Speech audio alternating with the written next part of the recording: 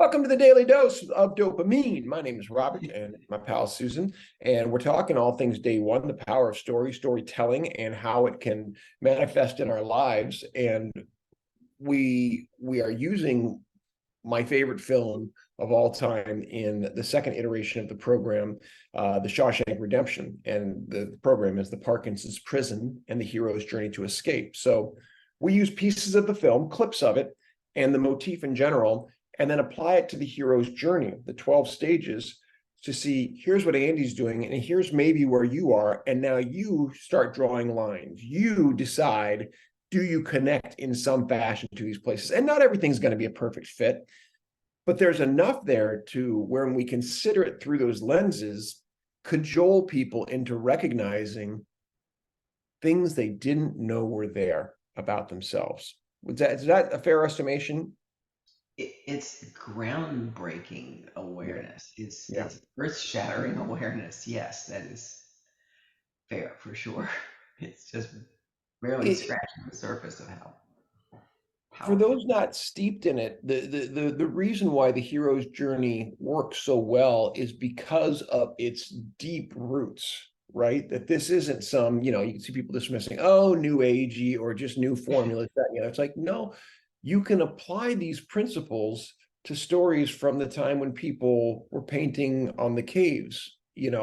And the more literal you try to be, the more you miss it. When you understand it principally and metaphorically, then you can go, oh, now I get to see it. When you do this, of course, you're not going to see it because it might be over here. So you can't contain yourself to the small definition. You have to understand, yeah, that's why your feelings matter. That's why your sensations matter. And then, you're taking things that are here and you're drawing your line to that. You're taking something here and you're drawing your line to that. And all of a sudden you've made this mosaic, like a web that really resonates. And the way that it happens in class, the way you teach it, you give us the opportunity to think about that with the film clips. And we often will see ourselves in that scene and really get it, really get something.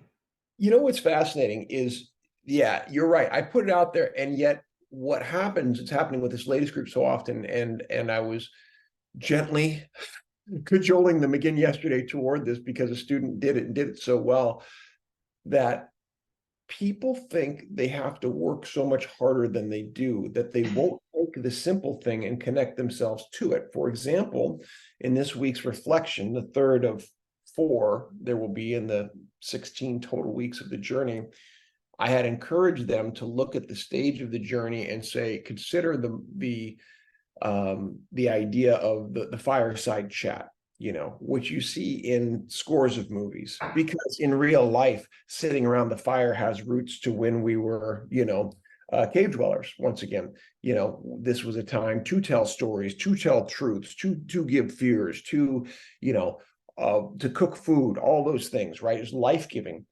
And one of our students, Daryl, wrote this fireside chat with between himself and his metaphorical genie, Jim Croce. And they had the loveliest conversation. And he got to the point so quickly of acknowledging what he really wished for. And he got to hear back from his genie, not only do I hear you, but yeah, man, we're going to do that thing. It's going to take time, but we're going.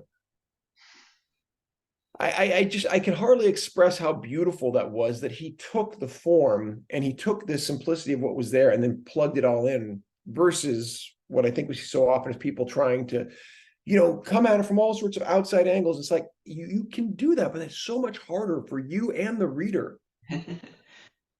Give us the piece of the thing that we know and add your bit to it. That's enough, more than enough, right?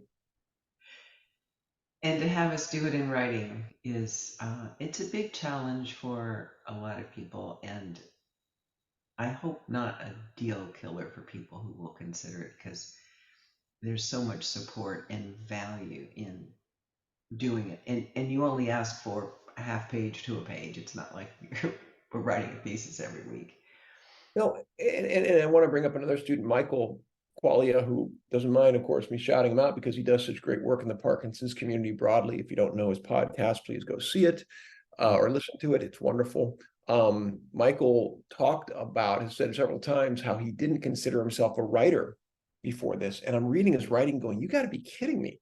I mean, that ability is sitting inside of you, and you're saying, I don't think I can do this. And yet, just like you said, writing has that type of barrier for many people built into it based on whatever types of trauma or fear are there about the form. And yet the power of it is remarkable. And the way you designed the course, where you've asked us to comment on some of our fellow classmates' writings, is incredibly empowering. Yeah.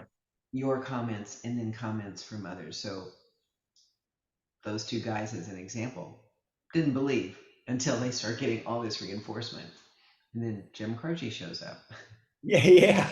And I think you're right. That's what it takes. It takes constant contact and from multiple angles. If it was just me contacting, and I think we saw that way back in the first day one, that's not the same as hearing it from your peers. As much as whatever people might feel positive or whatever about the words I give, this, that, and the other, I knew it wasn't enough. It had to be a community thing. And that way we start yes-anding, and all of a sudden we are ensemble building at a significant level. We're out of time for now. We'll be back with more on your next Daily Dose.